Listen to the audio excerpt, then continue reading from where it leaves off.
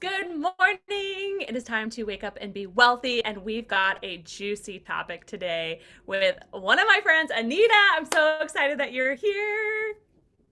Thank you so much for having me. So excited to talk today. And I already know what she's going to talk about, and I'm really excited to take notes. So get ready, turn the volume up because this is going to be a really good episode. So, we are talking how to have your dream clients find you on YouTube.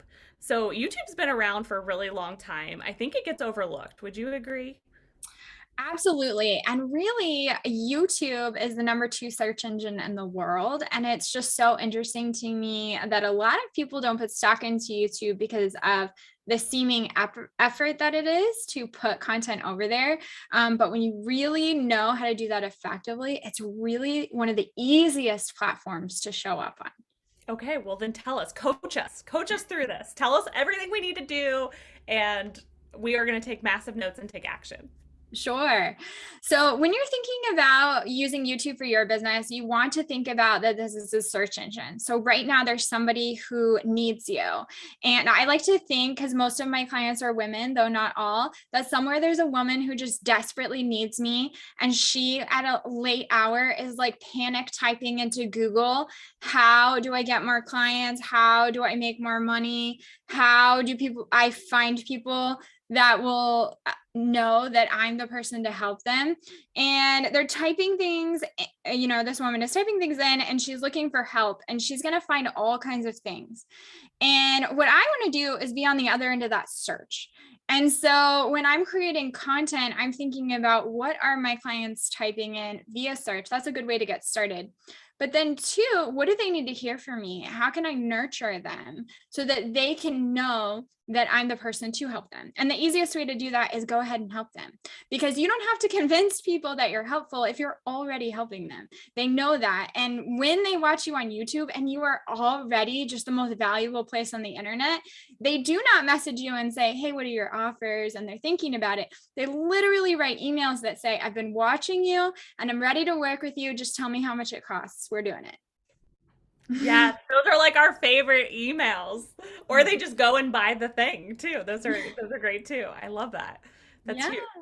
Okay, so for somebody that is completely new to YouTube, they know like at this point they're convinced, yes, this is valuable, but where do I begin? Coach us through that. So you're going to start with creating a channel. And the biggest question I get is, should that be, a catchy name or otherwise? The easiest thing to do is your business name or your name, because this is really going to be a business asset for you no matter where you go with your business. The next thing you need to do is think about what your first couple of videos are going to be. And when you're first starting, I encourage you to think about what are the most common questions that people are asking you. That's an excellent place to start with content. Your videos to start off should be about 5 to 7 minutes. And yes, I know if you've been on YouTube, there's people with 20, 30, an hour long videos on there, but you are brand new when you're first starting and you want to teach people to ask for more. So you're going to start off with a shorter video and ask questions to engage your audience. Once you post that initial video, make sure you give it a good title, a description, add the tags, and use a thumbnail, which is an image. And then you're going to actually promote your video. Send it to all the people that are on your list and on social media, because initially you want to drive traffic in the first 24 hours. The key then is you got to keep posting videos. And this is where most people fall off. But what I will tell you, that as you're creating content, if you will really get thoughtful about the questions that you're asked, keep kind of a little piece of paper by you. And every time you get a question in a DM or on social media, just write it down. Those are your new video ideas, and you will never run out of ideas this way. I love that. And how often, after we've done like the initial launch, if you will, how many videos per week should we aim for? Yeah. So when you're first starting, you're going to see the most success with consistency and a frequency of once a week when you're first getting started. I have had clients do once every other week, and you can grow, but it's going to be much slower.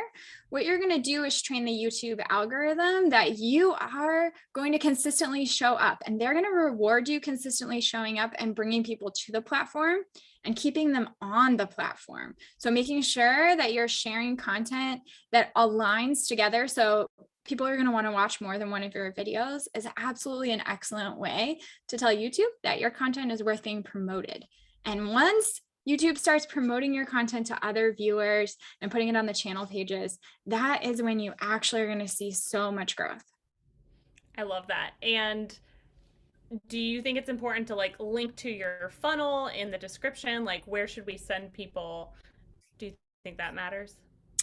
Yeah, so in my videos, I actually invite them to my Facebook group and to free offers that I have. These are really easy ways to invite people into more without actually hard selling in your videos.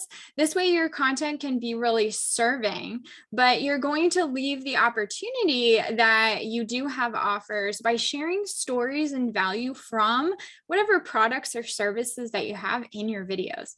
When you're excited about something, you're going to talk about it. And so I like to talk about the wins that my clients have and success that my business has gotten, things that I'm doing, but I make sure to always do it in the package of, I want you to know that I'm here to help you. And I think that's really why my channel has been really helpful to my business. I love that. And do you think you need to edit your videos and have sound effects and graphics coming in and an intro and an outro? Like you just see these big YouTubers that have all of that and it can be intimidating. Do you feel like that's important? So in a very basic sense, you want it to be a very clean looking. So at a minimum, I say that your very start of your video should start with you talking.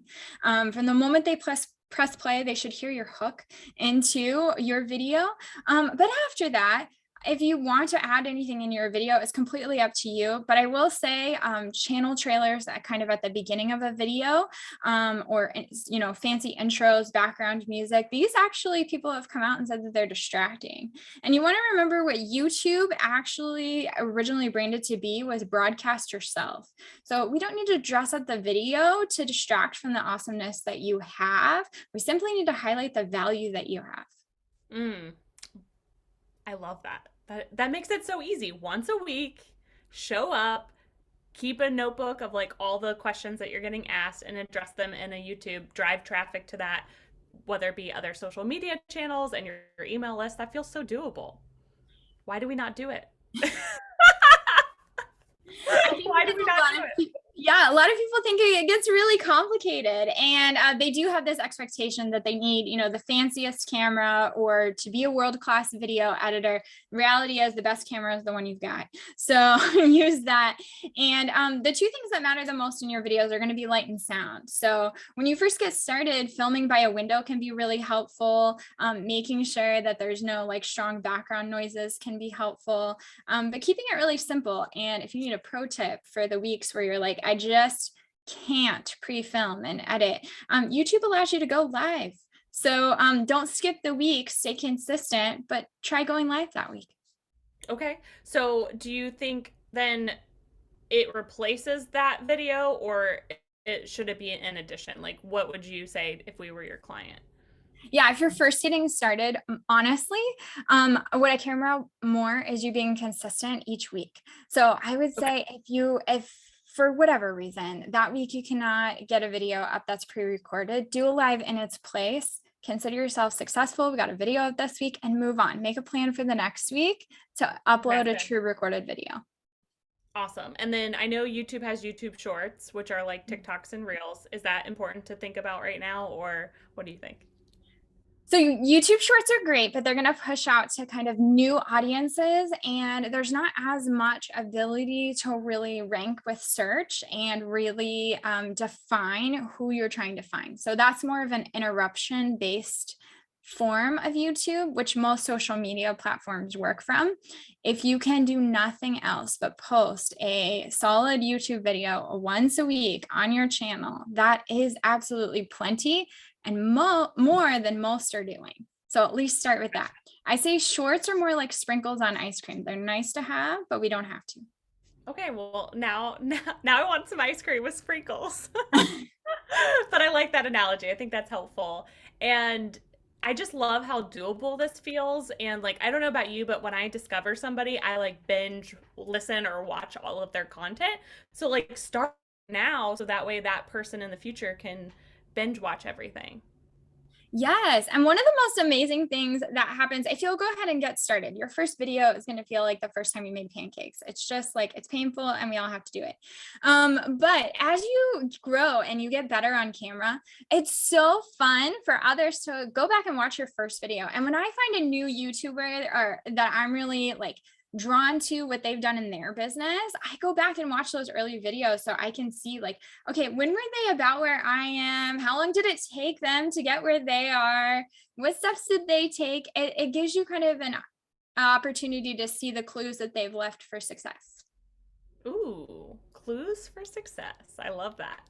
I love that. Okay, any other tips for YouTube? I feel like we've got like a baseline, but any other juicy tips that you want to share? Um, trying to think. Oh, Why do you think like so you said it's helped you get clients. yeah. Have you had a distinct strategy with that? Obviously, you mentioned like you are inviting people to your Facebook group and getting them in on your email list, and then from there, are you nurturing them and then inviting them on like a call? Like where, how has that helped transpire to clients? Yeah, so for most of them, it's actually really come from watching the content itself and letting that nurture them.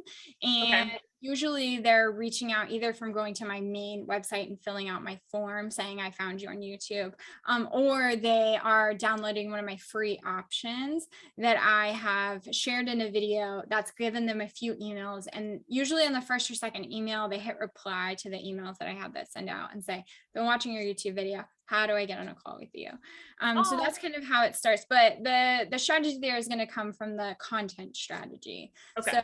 So as we know, there are really like four types of content, right? You can fill a feed with content. You can create content that you love. You can create content that resonates, and then you can create content that makes money. And so I kind of rotate the types of content and my goals of the content on my channel. And that's going to be more of like advanced YouTube thought. But when you're initially getting started, you know, most of the tips that I would have for you is really focus on what you're titling that video. One of the biggest mistakes that I see people make is they will try to repurpose something like a podcast like this, and which is a great way to do it. But when you upload that podcast to YouTube and you title it something like episode number 35, you know, nobody's ever going to find that because they're not searching for episode number 35. Pick a key thing that the content is about, even if that's not what your podcast title was. Really think about the creating an SEO based title for each podcast. Okay. Do you have a tool that you love that helps you with that, or any other tips of like for people that just struggle with like how to think of that title?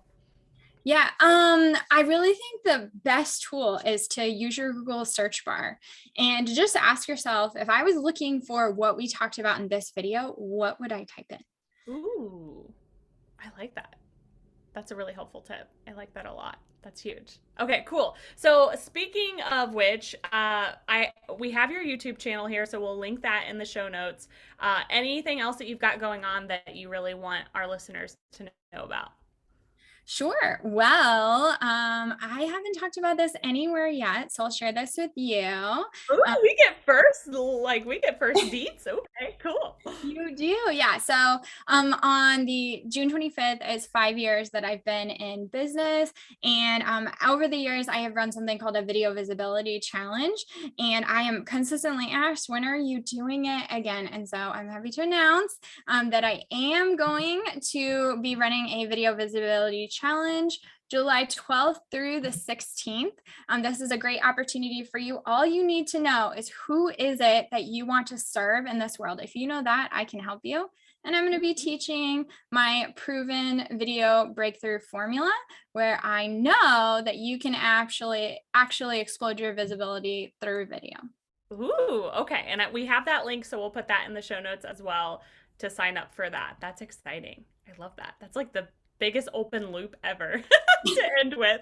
I love it. Anywhere else that you hang out on social that you want to mention?